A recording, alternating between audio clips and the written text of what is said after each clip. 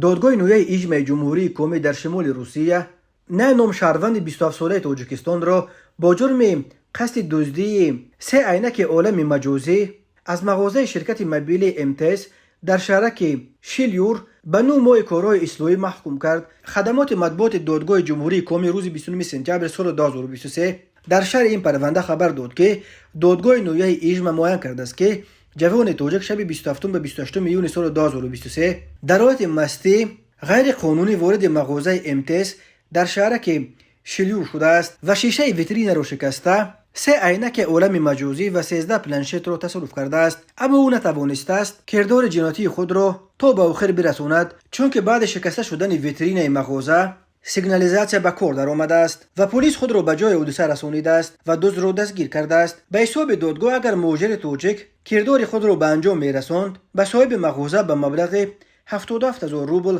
ضرر میرساند. هنگام صدور حکم دادگاه ایجمع چند پهلوی قضیه از جمله داشتن مکان اقامت دائمی و سه فرزند خردسال 4 ساله و 2 ساله و 1 ماهه، خاراکتریستیک مثبت از محله زیست و جای کار و قبلا به جوابگری جنایتی کشیده نشدن شهروند تاجیکستان، همچنین رفتار او در جریان تفتیشات را به نظر گرفته او را به جای زندان به 9 ماه کارهای اصلاحی محکوم کرده است. شهروند تاجیکستان در عموم 9 ماه باید همچنین